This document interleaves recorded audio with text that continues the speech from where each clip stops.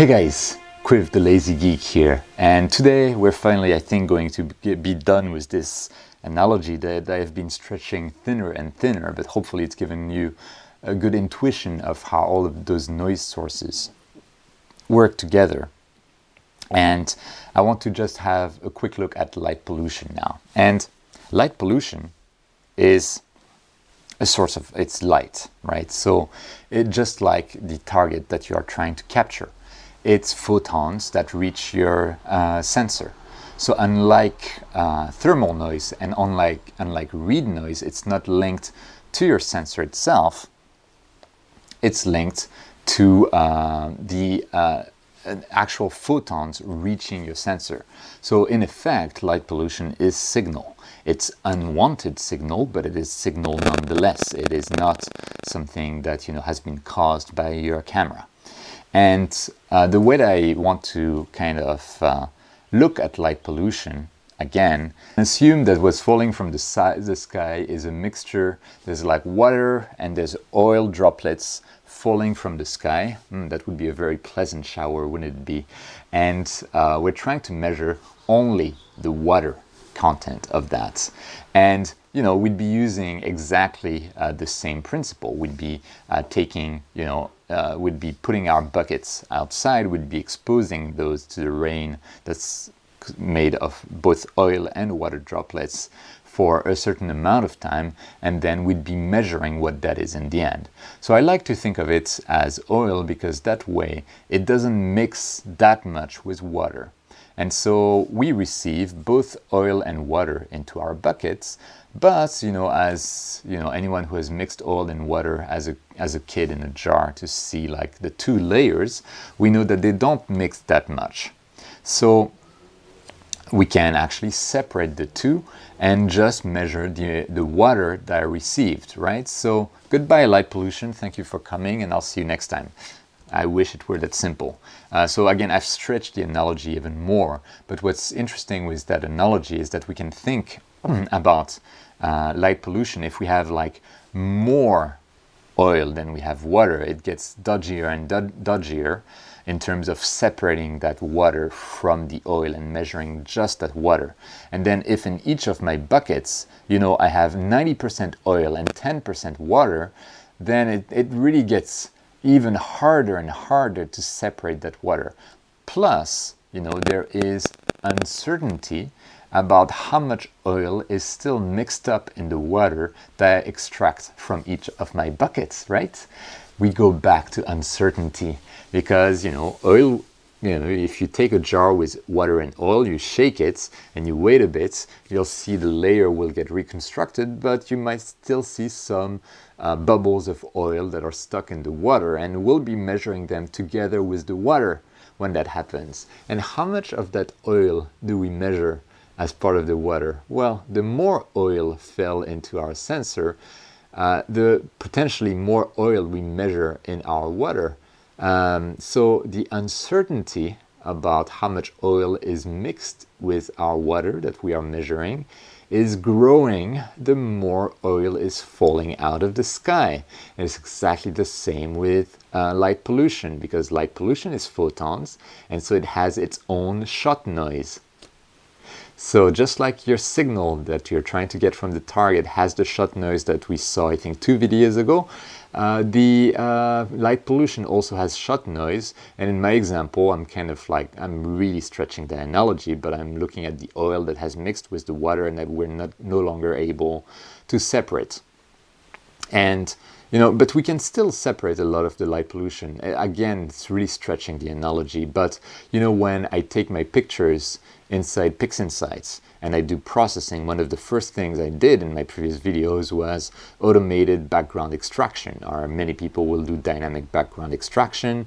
In some other tools, it's called gradient removal. And I like to think of that as removing, the oil, as much of the oil as we can from the image, right?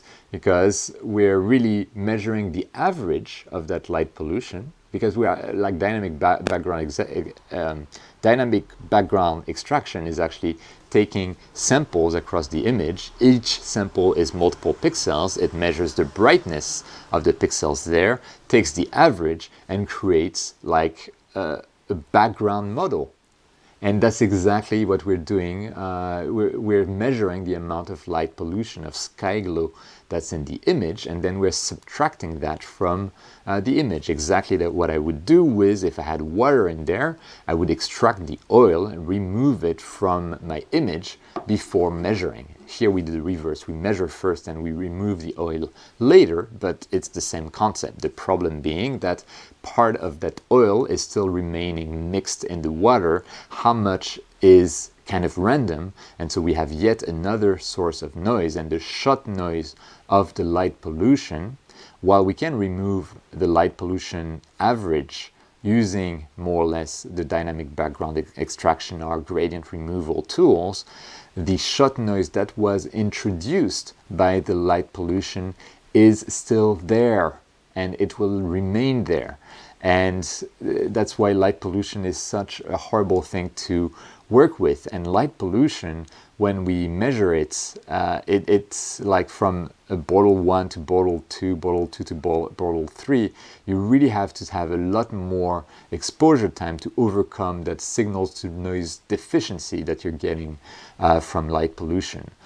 So that's something that's also quite interesting to see, and that the shot noise, you can remove the light pollution average with the gradient removal roughly, but the shot noise from the light pollution is still there, and it's still mixed into our water, and it causes us issues. And okay, I think also one more thing I forgot to add in my previous video. I was talking about the thermal noise and kind of representing it as a leak that's jagged and that opens magically when we start to expose in our buckets. One of the things with thermal noise is, like, the colder it gets, the smaller that jagged hole becomes. Imagine that. Maybe it's because there's some ice forming on the edges of the jagged hole, so it's getting smaller and smaller, whatever, you know. But that's one thing with thermal noise in the cameras. It gets much and much smaller the colder your camera is. But your thermal noise can actually get quite insignificant compared to the shot noise of your signal and your light pollution, especially light pollution, with very like small amounts of cooling. So I always cool to minus 10 degrees in Tokyo. I honestly could be cooling to 0 degrees with almost no difference, because the noise, the thermal noise introduced, is so much smaller than the light pollution noise. And when you add noise sources together, by the way, you're not adding them like this, you're adding their squares, more or less.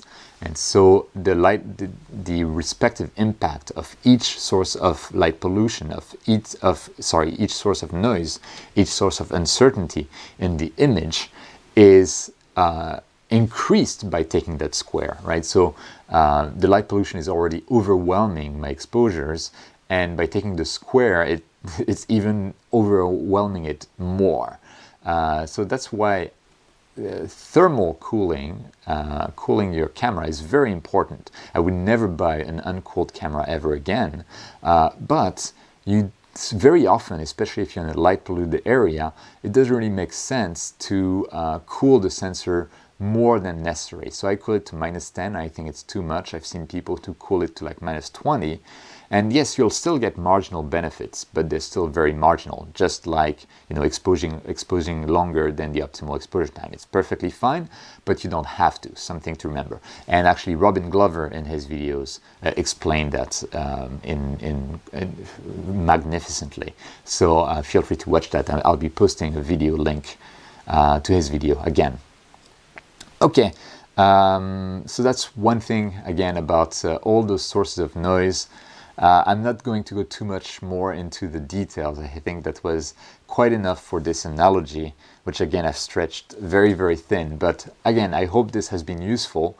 And if you like this video, please click like. Please subscribe to not miss on the upcoming content. And don't forget to look up at the stars. And I'll see you next time.